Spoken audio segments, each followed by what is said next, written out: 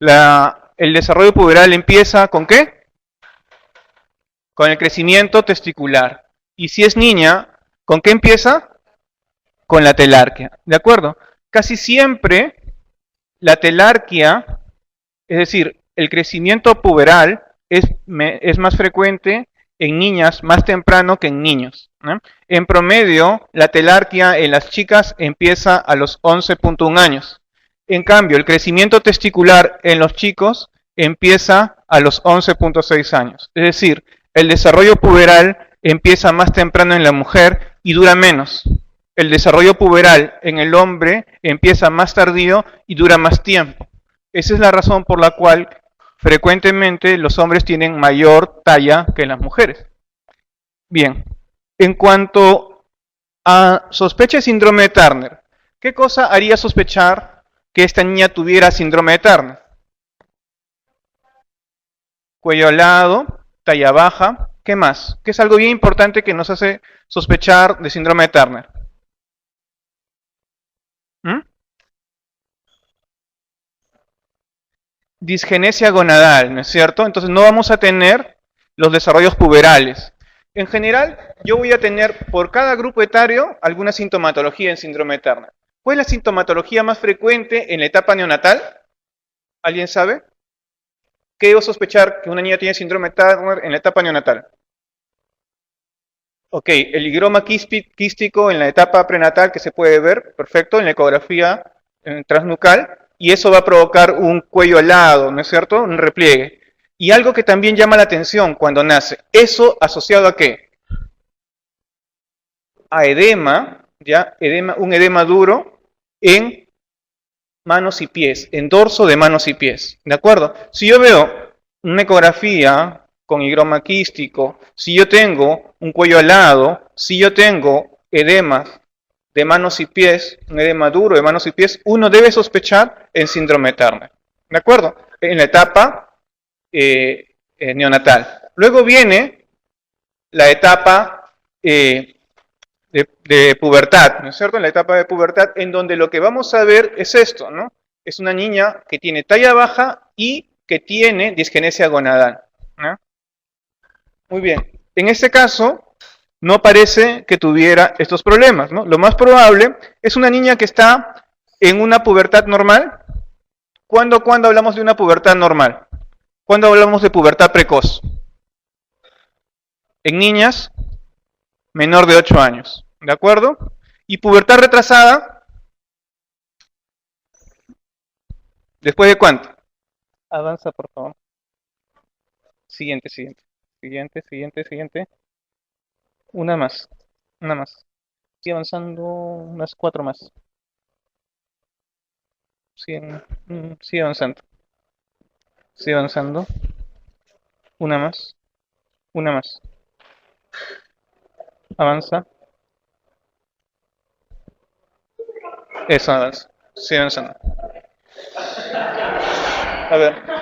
Por favor, silencio.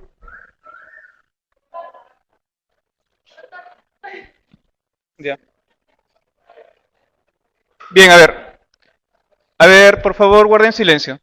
Miren, para yo hablar de botón mamario, generalmente lo encontramos en Turner 2. Y para yo hablar de hipertrofia testicular, tiene que ser un testículo que esté por encima de 4 centímetros. ¿De acuerdo?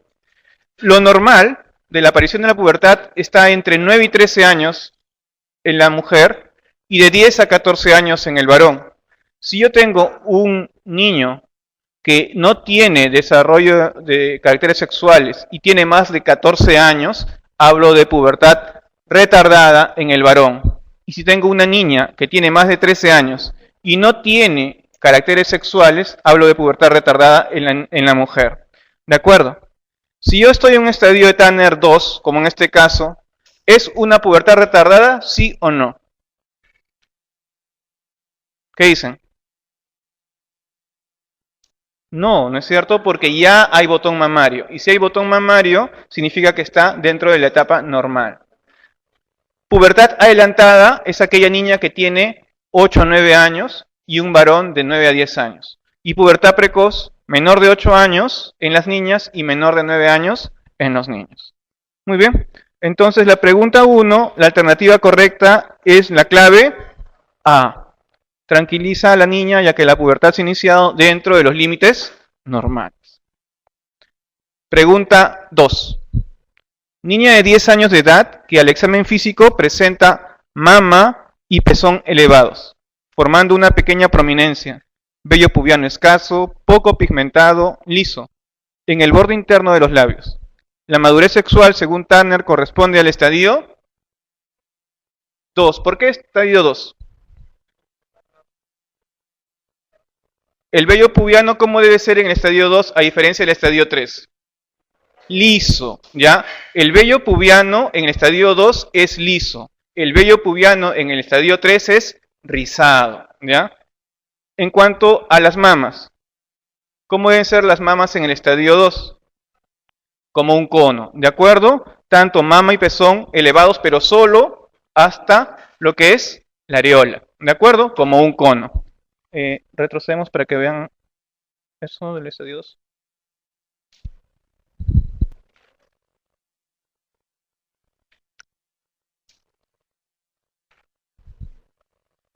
Retrocede.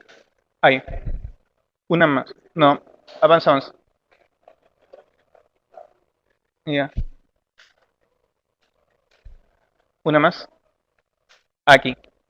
Entonces, estadio 2 de Tanner para las mujeres es brote mamario, areolas y pezones sobresalen como un cono y aumento del diámetro de la areola. Vello escasio, lacio, ligeramente pigmentado, usualmente solo a lo largo de los labios. ¿De acuerdo? Entonces, estadio 2, vellos muy escasos y lacios. Estadio 3, vellos rizados. Mama, solamente como un cono, solamente areola y pezón. ¿De acuerdo?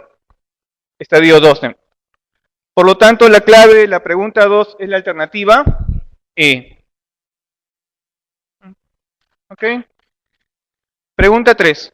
Indique en cuál de las siguientes situaciones es más esperable que se produzca la menarquia. A los 14 años de edad, en realidad no existe una edad, ¿de acuerdo? Generalmente ocurre, ¿en qué estadio de Tanner? ¿3 y 4?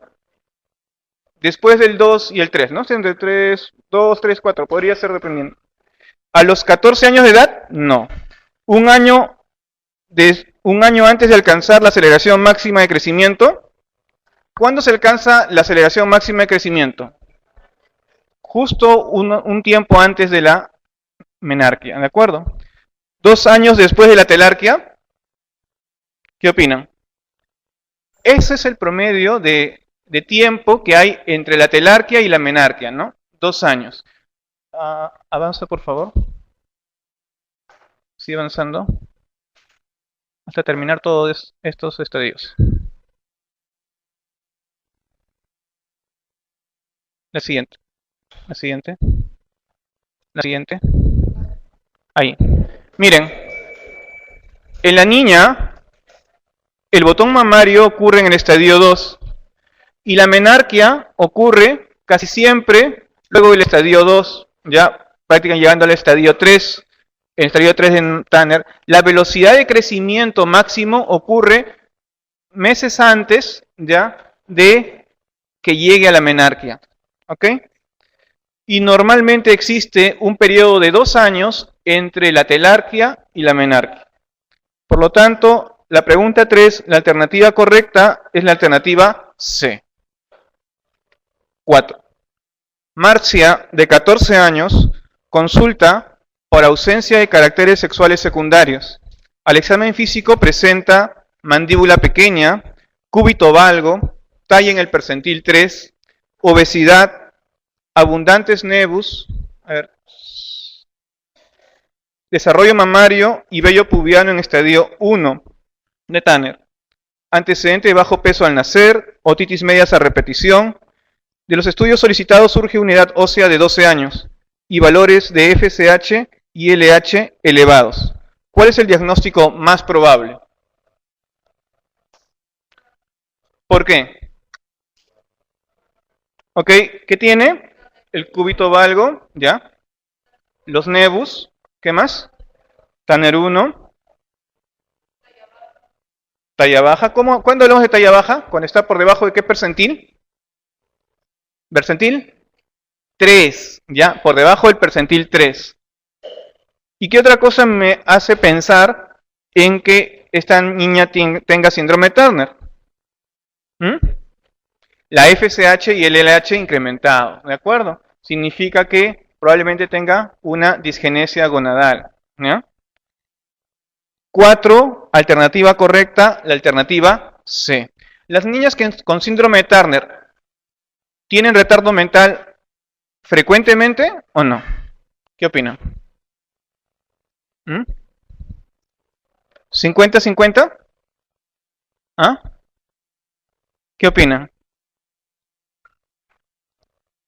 Normalmente las niñas con síndrome de Turner tienen un coeficiente intelectual normal, ¿ya? Solo un 20 a 30% tienen retardo mental, sobre todo los que están asociados con cariotipo en cromosoma X en anillo, ¿ya? Pero normalmente, a diferencia del Klinefelter, donde ellos sí tienen retardo mental, ¿no? ¿Por qué razón? ¿Mm? ¿Mm? Generalmente,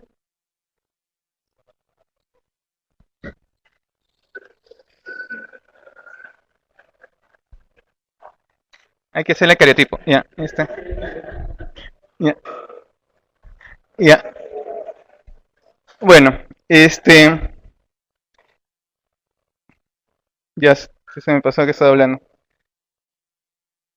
Bueno, estamos comentando entonces que los niños con síndrome de Turner no tienen retardo mental. Y es muy importante para hacer diagnóstico hacer un cariotipo siempre. El diagnóstico de síndrome de Turner no puede ser hecho única y exclusivamente con clínica, sino tiene que ser confirmado con un cariotipo. ¿De acuerdo? 4, la alternativa correcta es la alternativa C. 5.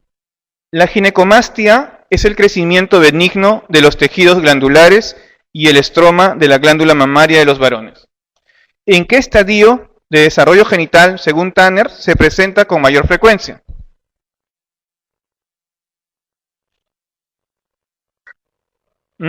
¿Qué opinan? ¿2? ¿3? La ginecomastia en los varones es frecuente, ¿ya? Pero en la etapa puberal, ¿de acuerdo? En la etapa puberal. ¿Y en qué etapa? En el inicio de la pubertad, es decir, en el estadio 2. Si bien puede haber también ginecomastia en el estadio 3, no es tan frecuente como en el estadio 2. Entonces podemos ver nosotros ginecomastia en estadio 2 y 3 de Tanner, mucho más frecuente en el estadio 2. Pero cuando se ve ginecomastia en el varón, tenemos que tener en cuenta algunos detalles. ¿Cuáles son? El tamaño. ¿Cuándo yo debo sospechar de que puede ser patológico? Cuando el diámetro es mayor de 4 centímetros. ¿De acuerdo? Casi siempre la ginecomastia es unilateral, aunque puede ser bilateral, y es asimétrica. Y si el tamaño, el diámetro, es menor de 4 centímetros y está en el estadio 2 y 3 de Tanner, puede ser normal. Si yo encuentro una ginecomastia que empieza en el estadio 5 de Tanner, entonces yo debo sospechar de que puede ser patológico. ¿Qué alteraciones podrían hacerme sospechar, por ejemplo, en una ginecomastia patológica? ¿Por qué se da la ginecomastia? Hiperprolactinemia, ¿secreción de qué cosa? Estrógenos, ¿no es cierto? ¿Y qué células en el varón pueden sintetizar estrógenos? ¿Ah? ¿Pero qué células? Leydig, ¿de acuerdo? Las células de Leydig tienen como función secretar estrógenos. Entonces, si yo tengo... Sí. Pero tendría que tener algo que estimule esa secreción. Para que yo tenga esa cantidad, necesito que tener una tumoración. Entonces, una tumoración que afecte células de Leydig podría provocar eso. Muy bien, entonces la clave de la pregunta 5 es la alternativa B. Tanner 2. 6. Juan, de 11 años, se encuentra preocupado porque ha notado un aumento del tamaño de su mama derecha. Usted lo examina y nota hiperplasia subareolar de 3.5 centímetros de la mama derecha con hiperestesia. Vello pubiano grado 2, genitales grado 2. Resto del examen físico normal. ¿Cuál es la conducta más adecuada? Es completamente fisiológico, ¿de acuerdo? ¿Sí? Porque está en estadio 2 o 3 de Tanner. Si estuviera en estadio 4 o 5, ahí sí habría que estudiarlo, ¿no es cierto? Por lo tanto, la alternativa correcta es la alternativa D. 7. Una adolescente que presenta el siguiente desarrollo puberal. Mama agrandada con proyección de la areola y el pezón, formando un montículo secundario por encima del nivel de la mama, y vello pubiano oscuro, grueso y algo enrulado, sobre la unión del pubis. ¿En qué estadio de Tanner se encuentra? ¿C? ¿D? ¿B? A ver, vamos a ver. Retrocede, por favor.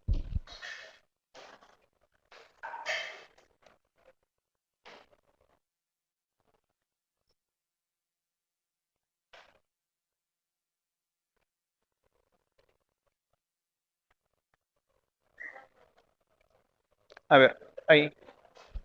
Dice, la mama agrandada con proyección de la areola y el pezón, formando un montículo secundario por encima del nivel de la mama.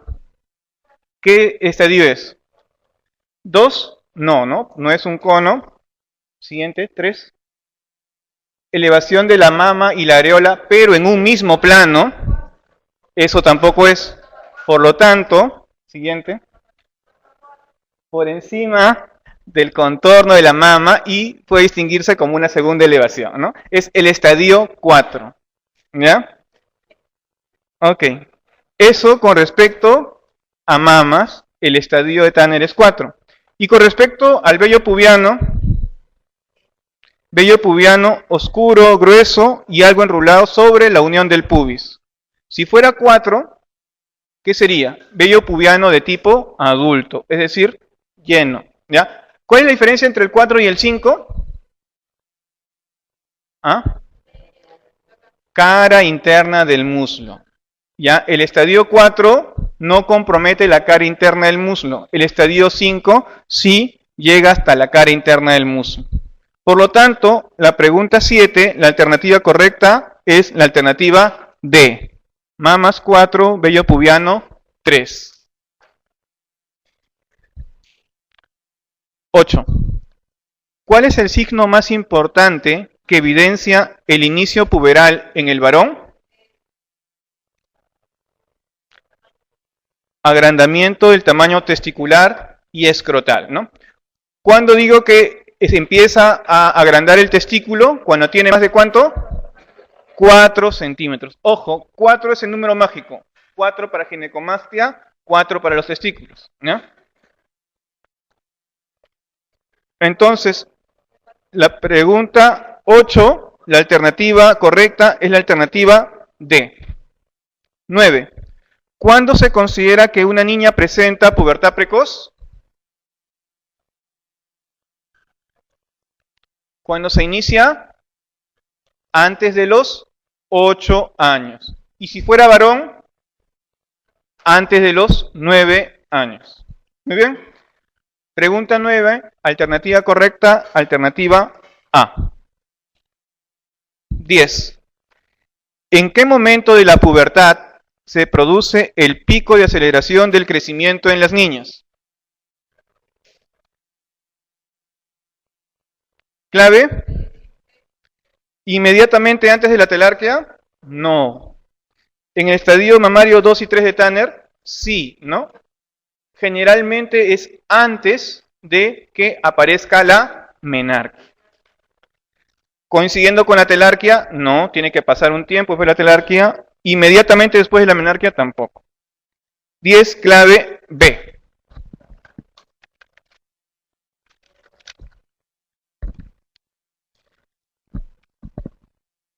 Once. Una niña de 12 años es traída a la consulta por sus padres que están preocupados por su maduración sexual avanzada. Ha menstruado regularmente los últimos 6 meses. Al examen físico presenta areola y pezón que forman un montículo por encima de la mama y a nivel del pubis, vello de tipo adulto pero escaso. ¿Cuál de las siguientes conductas es la más apropiada? ¿Qué estadio de Tanner tiene esta niña de 12 años? ¿Qué opinan? ¿Mamaria 3? ¿Sí? Al examen físico presenta areola y pezón que forman un montículo por encima de la mama. Es estadio 4. ¿Ya? Y vello 4, ¿no? Entonces es una niña de 12 años, pero tiene estadio 4 de Tanner. ¿Ya? ¿Eso qué significa? ¿Mm? ¿Está normal o no? Si tiene 12 años. ¿Qué opinan? ¿Eso te puede ayudar? ¿Qué otro dato me puede decir que está normal? ¿Mm?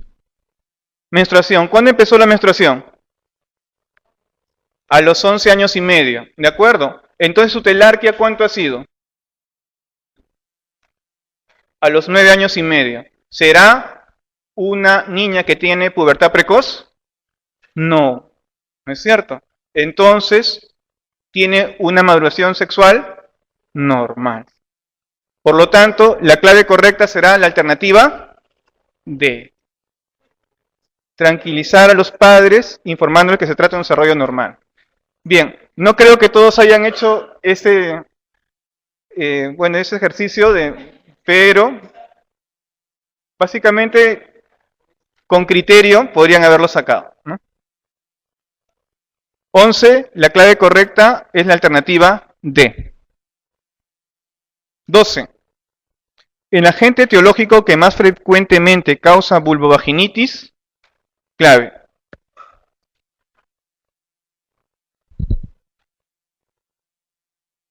En una niña premenárquica es el herpes tipo 2. ¿Qué se necesita para tener herpes tipo 2?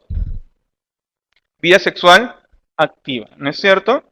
Y una niña premenárquica es muy poco probable que tenga vida sexual activa, ¿no?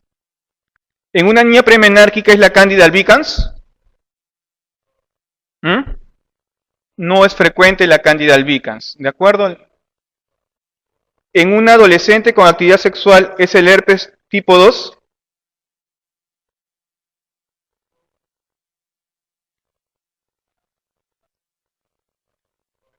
¿Cuál es ¿Ah? ¿Pero cuál es el agente etiológico más frecuente que puede dar vulvovaginitis? No, en general. Gardnerella vaginalis, ¿no es cierto?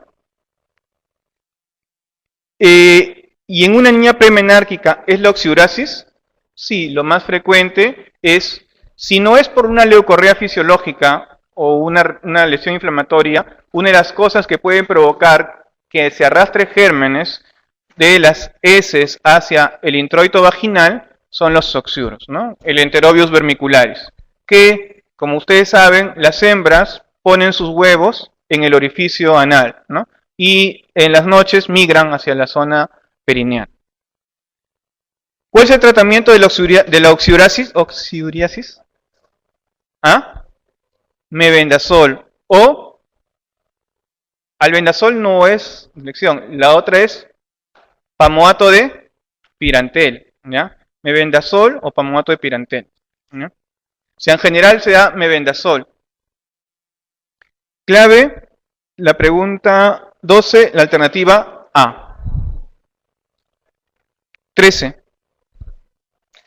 Luciana, de 15 meses, es hija de madre VIH positiva sin profilaxis previa con AZT. Presenta un test de ELISA positivo a los 3 meses y a los 12 meses. ¿Cuál es el diagnóstico? Ponemos en los cuadraditos para mirar. ¿No se puede? Sigue avanzando hasta VIH.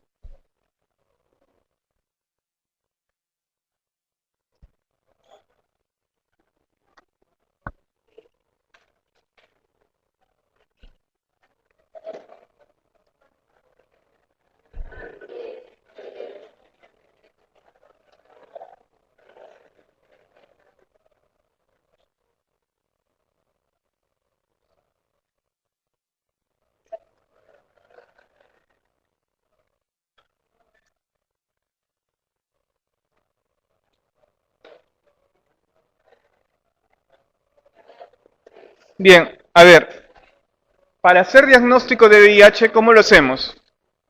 ¿Cuál es el diagnóstico confirmatorio? ¿Western blot?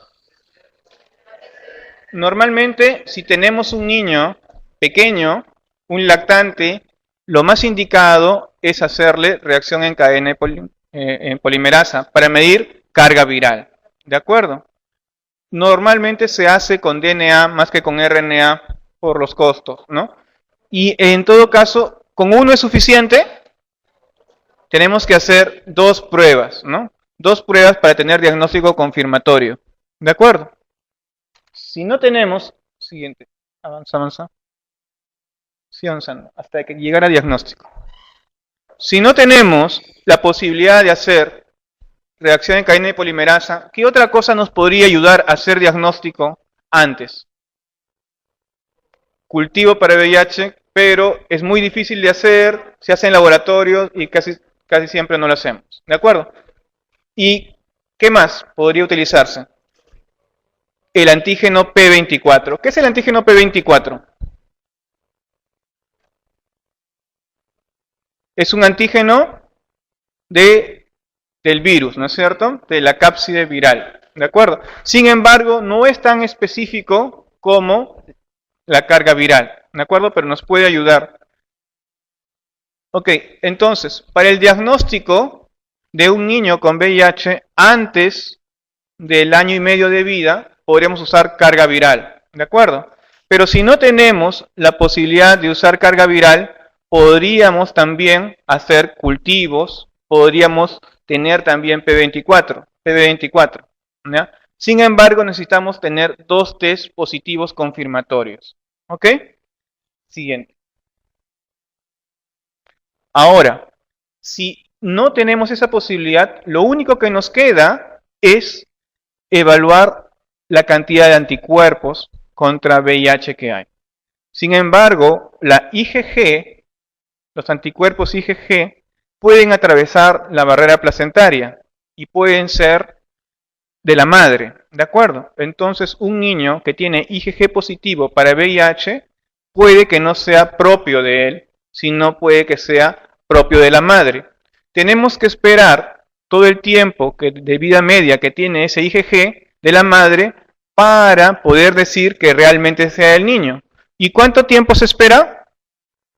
18 meses, ¿de acuerdo? Entonces, para medir anticuerpos contra VIH, uno tiene que esperar 18 meses para estar seguro que no es de la madre, sino es propio del niño, ¿de acuerdo? Por lo tanto, para hacer diagnóstico, tenemos que tener 2 ELISAs, ¿no? Y un Western blot confirmatorio después de los 18 meses, ¿de acuerdo? Entonces, si yo tengo un paciente que todavía no ha tenido 18 meses, yo puedo decir con ELISA y Western blot que es positivo aún, ¿es positivo? Aún no, ¿de acuerdo? Entonces tengo que esperar hasta los 18 meses. Si no tiene 18 meses, ¿cómo yo califico a ese niño? Como un niño VIH expuesto. ¿De acuerdo? Entonces, un niño con ELISA positivo y que no tiene todavía 18 meses, solamente se clasifica como niño VIH expuesto, salvo que le hayan hecho carga viral y haya podido yo definir su diagnóstico. ¿De acuerdo? Siguiente. Muy bien, entonces PCR para DNA es más rápido, menos laborioso y más accesible, ¿no? El RNA es mucho más caro. Ambos, DNA y RNA, tienen alta sensibilidad. Siguiente. Ok. Entonces, la pregunta 13, la alternativa correcta será la alternativa C. Clave C. 14.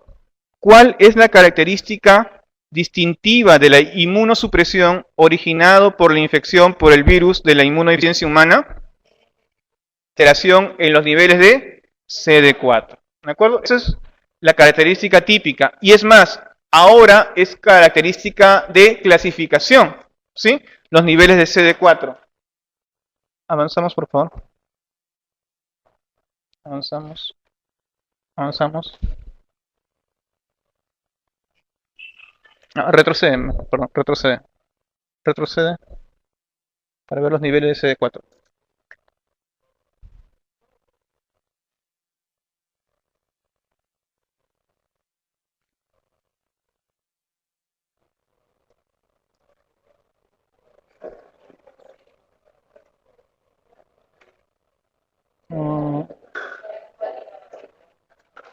No, avanza, avanza. Avanza, avanza. Avanzamos más, avanzamos más. Avanzamos. Avanzamos, avanzamos. Avanzamos. Avanzamos. Seguimos avanzando. Avanzamos más. Avanza más. Avanza más. Avanza. Avanza. Ahí. Muy bien. Ok, entonces, para definir las categorías diagnósticas en los niños, teníamos 3 grados. Menor de 1 año, de 1 a 5 años y de 6 a 12 años. Aquí se han comido algunos, pero es mayor de 1500, de 750 a 1499 y menor de 750. Eso es para la categoría 1, menor de 1 año. En la categoría de 1 a 5 años, categoría 1 es mayor de 1000, la categoría 2 es de 500 a 999 y la categoría 3 es menor de 500. ¿De acuerdo? Y para 6 a 12 años se comporta como en el adulto. Mayor de 500, de 200 a 499 y menor de 200. Esto con los niveles de CD4. ¿De acuerdo? Una anterior. Muy bien. Y en cuanto al descarte diagnóstico de VIH, se hace cuando tengo 2 test virales. El primer test tomado más de 1 mes de vida y el segundo tomado a más de los 4 meses. ¿De acuerdo? Entonces tengo que tener 2 cargas virales, uno en el mayor del primer mes de vida y el otro mayor de 4 meses para hacer diagnóstico de VIH. 14, clave D. 15. Son enfermedades pulmonares frecuentes en niños con SIDA. Debería ser VIH, ¿no? Clave. Neumonía por neumocistis. Sí. Neumonías por citomegavirus también. Neumonía intersticial linfoide también. Mycobacterium avium también. Clave, todas son correctas. 16. En VIH, marque la falsa. ¿Cuál es la falsa?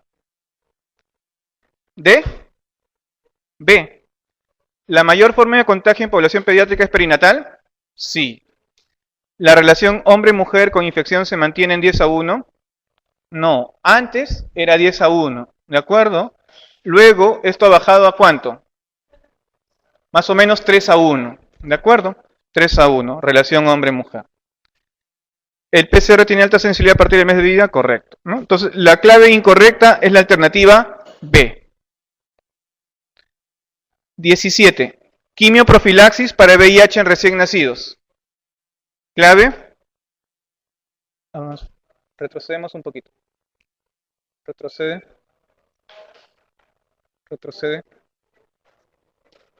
Ah, ahí, avanza una más.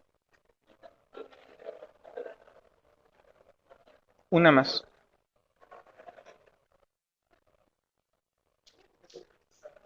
Avanza más. Avanza. Avanza. Avanza. Sigue avanzando. Sigue avanzando. Avanza varias.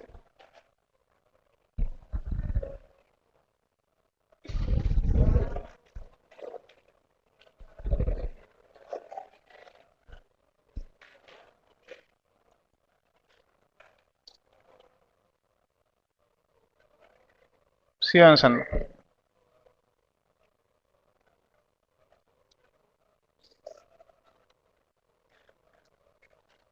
Sigue avanzando.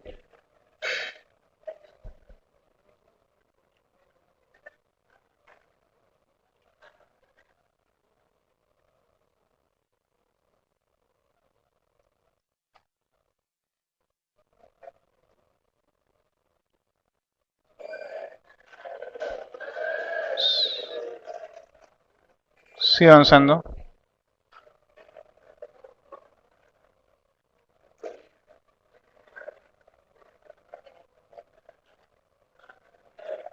Retrocede, retrocede.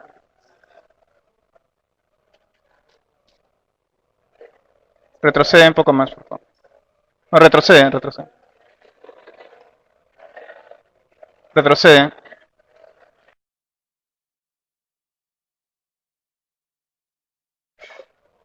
Retrocede. Retrocede. Retrocede. Retrocede.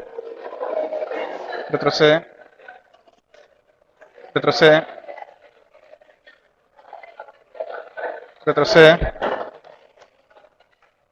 Retrocede. Retrocede. Ahí. Una más. Ahí. Ya. Bien. A ver. Quimioprofilaxis para VIH en recién nacidos. ¿Cómo se da la quimioprofilaxis para VIH en recién nacidos? ¿Quién sabe? ¿Cómo se da la quimioprofilaxis para VIH? ¿Qué medicación le das? ¿Por cuánto tiempo? ¿De cuánto a cuánto? ¿Ah? ¿Qué le damos primero? El estudio más importante que se hizo fue con AZT, ¿de acuerdo? Y AZT se puede dar a partir de qué semana. Se le dieron en gestantes de 16 hasta las 34 semanas que se descubrieron que tenían VIH y se le dio AZT durante todo ese tiempo de la gestación, el parto y hasta 6 semanas después en el niño. ¿Ya? ¿Y qué se vio? Se vio que había una diferencia muy grande entre aquellas personas que tenían el AZT y aquellas que no lo recibían. Aproximadamente entre 25.5 contra 8%. Y se tuvo que parar el ensayo clínico por ética, ¿no? Entonces, normalmente, ¿qué es lo que veíamos? Antes de la era de la profilaxis, teníamos una tasa de infección de ¿cuánto? No, mucho más. Alrededor de 30%, ¿no? Y se bajó hasta un 8% con la AZT, ¿no? Y es más, aquellas mujeres que reciben targa completo, la posibilidad de infectar es prácticamente nula, ¿ya? Pero aparte de eso, también se han hecho otros estudios con otra medicación. ¿Con cuál? Nevirapina, ¿ya? Nevirapina también, y la ventaja de nevirapina es que no necesita tener bastante tiempo, sino solamente se da dosis previa y dosis posterior, ¿ya? Entonces, se puede usar o sidobudina o nevirapina para profilaxis. Lo más típico es utilizar sidobudina. Clave entonces, la pregunta 17 es la alternativa E. ¿Ya? A o B. 18. Características que debe cumplir los retrovirales en niños. A ver, silencio. Marque la verdadera. Presentación en jarabe. Sí. Buen gusto. Idealmente sí, porque si no, no lo van a tolerar. Pocas tomas también. Pocos efectos adversos también. En realidad, lo ideal es que tuviera tener todos. 18. Clave E. En relación con la transmisión vertical del virus de la inmunodeficiencia humana a partir de una madre afecta el síndrome de inmunodeficiencia adquirida, ¿cuál es la respuesta falsa? ¿Puede existir transmisión vertical antes, durante y después del parto? Sí. ¿El porcentaje más alto de niños infectados por VIH adquiere el virus durante el parto? Sí. Sí, durante el parto. La terapia prenatal, intraparto y postnatal con sidobudina ha disminuido la tasa de transmisión en el mundo desarrollado hasta menos del 8%. Correcto. ¿No se ha detectado virus VIH en la leche de madres infectadas? Falso, ¿no? Es una de las causas más frecuentes de transmisión postnatal. 19, clave D. 20. La inmovilización de la columna cervical en un paciente pediátrico traumatizado está indicado en todos los casos siguientes, excepto. ¿Cuándo yo inmovilizo la columna cervical? ¿Cuándo tengo que inmovilizar la columna cervical? ¿Cuando sospecho de qué? De una injuria que puede darme lesión cervical, ¿de acuerdo? Normalmente, para abrir la vía aérea, ¿cuál es la maniobra que utilizo? Levantar el mentón, ¿no es cierto? Levantar el mentón para mantener la apertura de la vía aérea. Pero cuando yo tengo sospecha de una injuria cervical, por ejemplo, lo típico es un niño que está en andador y rueda por las escaleras, ¿no? Injuria cervical. O un niño que está, sufre un accidente automovilístico y no tiene protección adecuada, ¿no? Entonces, en esos casos, ¿cuál sería la maniobra para aperturar la vía aérea? Subluxación de la mandíbula. ¿Y cómo se hace la subluxación de la mandíbula? ¿Qué es lo que se hace? Se palpan los gonios, ¿no es cierto? El ángulo de los gonios en la mandíbula y se tracciona, ¿de acuerdo? Se hace una tracción de mandíbula, se jala hacia nosotros y eso mantiene la apertura de la vía aérea sin levantar el mentón y sin dañar la columna vertebral, la médula espinal, perdón, ¿no? Entonces, ¿en qué caso yo podría sospechar que tuviera injuria, excepto? ¿Lesión craneal? Sí. ¿Fractura de la primera costilla? También. ¿Dolor de cuello? También. ¿Caída de 3 metros? También. ¿Ahogamiento en una bañera? No. La clave entonces de la pregunta 20 es la alternativa E. 21. En la consulta de control habitual, a ver, algunos comentarios, ¿ya? Muchas de estas preguntas que estoy dándoles son tomados de exámenes previos y algunos exámenes de algunas otras universidades, ¿ya? ¿Por qué? Los exámenes de grado de algunas otras universidades, ¿por qué? Porque en realidad el ENAM es un consenso de varias universidades y varios proponen preguntas. Y entonces, la idea es que ustedes conozcan el banco de preguntas de otras universidades también y las podamos aplicar, ¿ya? Esto, por ejemplo, esta pregunta es una pregunta de la San Martín, de su banco de preguntas. O sea, si ven que es muy sencilla, no digan por qué es tan sencilla, ¿ya? ¿Ya? 21. En la consulta de control, por eso no debe salir nada de esto, ¿no? Si no me van a matar. Ya. En la consulta de control habitual, la mamá de Marcia le pregunta, ¿qué conducta inmediata debería tomar sobre la lesión ante una quemadura térmica? Usted le responde, ¿qué es lo que tiene que hacer? Agua, y después agua, y después agua, y después agua. ¿Por cuánto tiempo? ¿Mm? ¿Cuánto tiempo como mínimo debe estar chorreando el agua? 30 minutos, dice, ¿no? 30 minutos que tiene que estar ahí, ¿ya? Entonces, debe estar bastante tiempo con agua, ¿ya? Y la pregunta 21, la clave correcta es la alternativa A. Ahora, ¿qué se hace aprovechando eso? ¿Qué se hace, por ejemplo, ya vienen con quemaduras de segundo grado con ampollas? ¿Qué hacer con las ampollas? ¿Qué se hace? ¿Se deja de ahí? ¿Se punza? ¿Se puede punzar o no se puede punzar? Sí se puede punzar, ¿ya? Obviamente cuidando que sea un lugar estéril para poderlo punzar, y se puede punzar y drenar. Eso ha cambiado. Siempre nos decían que no se haga nada, ¿ya? Y que se deje eso ahí, nada más. ¿Por qué? Porque la mayoría de los casos donde lo hacemos es en el ambiente del tópico de cirugía, donde todo está contaminado. Ahí no se hace absolutamente nada, ¿no? Porque tú lo tocas y se infecta. Pero en un ambiente estéril, ¿no? En un lugar estéril, tú podrías hacer ese drenaje con todo cuidado. Sin embargo, lo más importante para el cuidado de las heridas en quemaduras es la hidratación, ¿ya?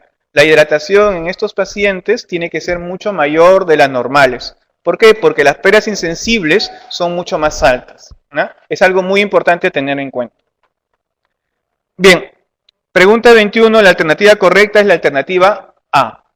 22.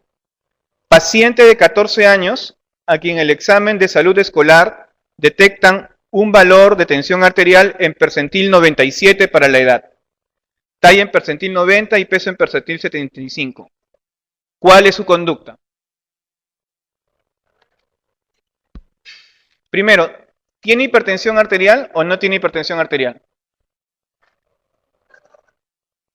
¿Cómo definen hipertensión arterial? ¿Ah? ¿Cómo definimos hipertensión arterial? La presión arterial por encima de qué percentil?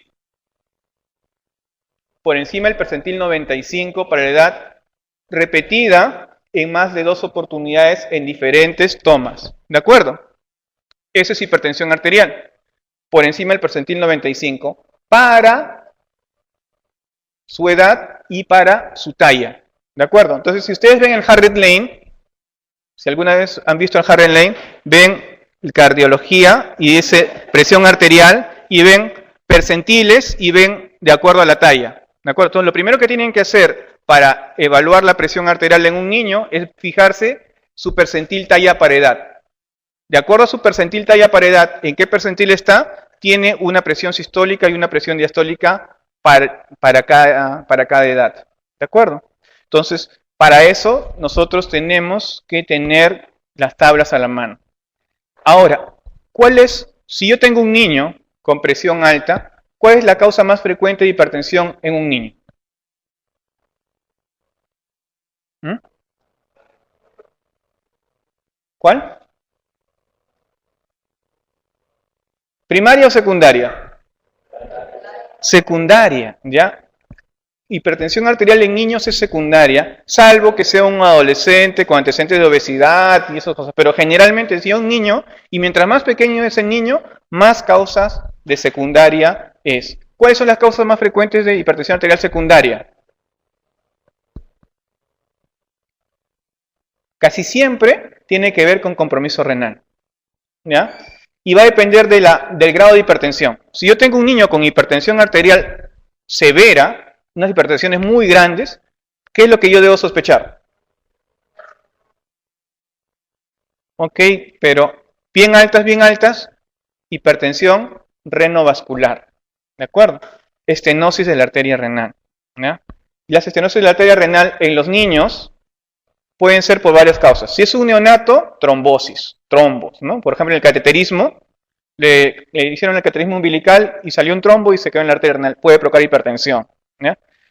Pero si es un niño más grandecito, puede ser displasia de la arteria renal, ¿ya? Eso se llama fibrodisplasia, ¿ya? De las arterias. Y otra de las causas que también pueden provocar hipertensión arterial, aparte de los feocromocitomas o de los neuroblastomas que pueden provocar, ¿no? Es la coartación de la aorta, ¿no? Sobre todo en niños hay que buscar presión arterial, miembros superiores y miembros inferiores, la diferencial, y buscar soplos abdominales, ¿de acuerdo? Síndrome de Turner también está asociado a ¿qué patología? Coartación de la aorta, ¿no? Si en síndrome de Turner hay que buscar coartación. Muy bien. Entonces, la pregunta 22, la alternativa correcta es la alternativa D. 23. Osvaldo, de 16 años, ingresa a la guardia acompañado por un familiar, quien le comenta que consumía drogas, pero que estaba tratando de dejarla y que lo encuentra con apatía, astenia, adinamia, depresión, disforia. Usted sospecha que cursa con un síndrome de abstinencia. ¿Cuál de las siguientes sustancias es la que más probablemente ocasiona el síndrome de este paciente? ¿Clave? ¿Qué? ¿Ah?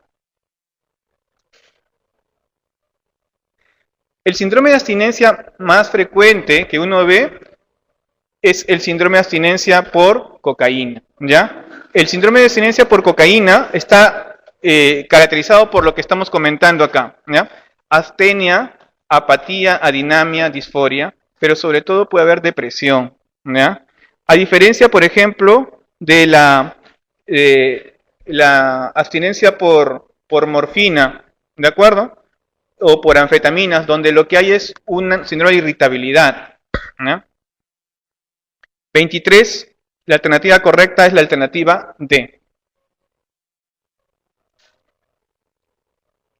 No, le te digo que hay, ese se hiperestimula, se pone irritable, no se deprime.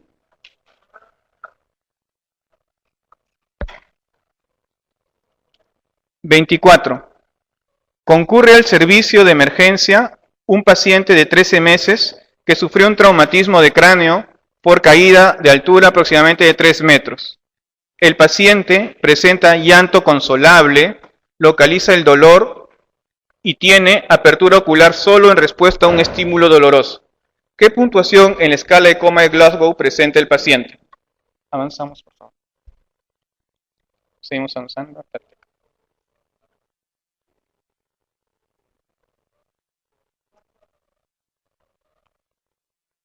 Ahora estamos viendo ya un niño pequeño donde tenemos que usar la escala de Glasgow modificada. ¿De acuerdo?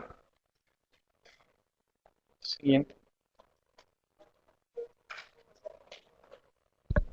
Ya.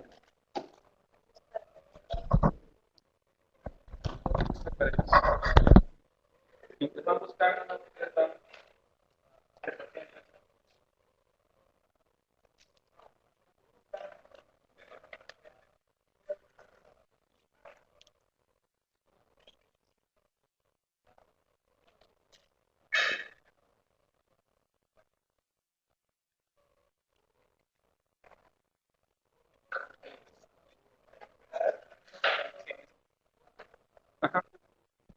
No, la siguiente. Una más. Ahí.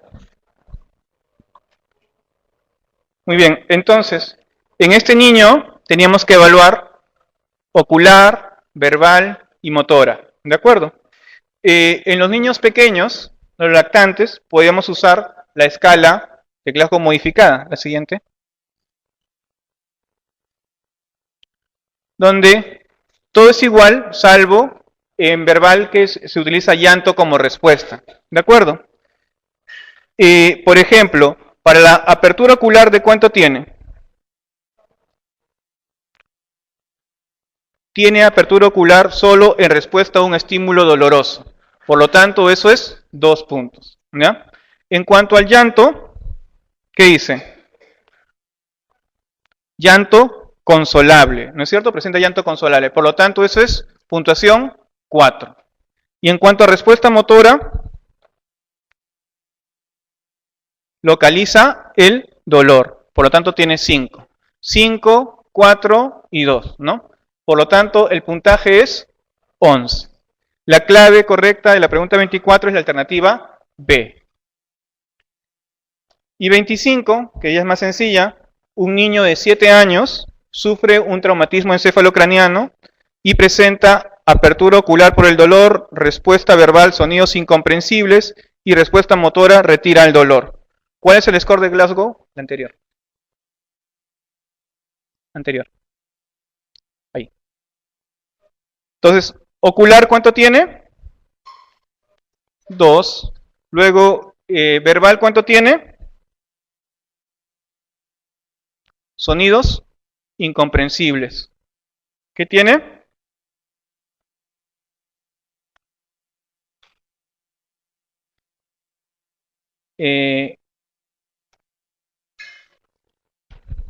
Mascullado, incomprensibles, 2.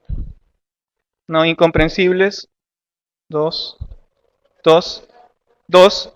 Y ¿cuál es el siguiente? Retira el dolor, 4. Por lo tanto, el puntaje es 8. 25 clave B. Muy bien. A ver.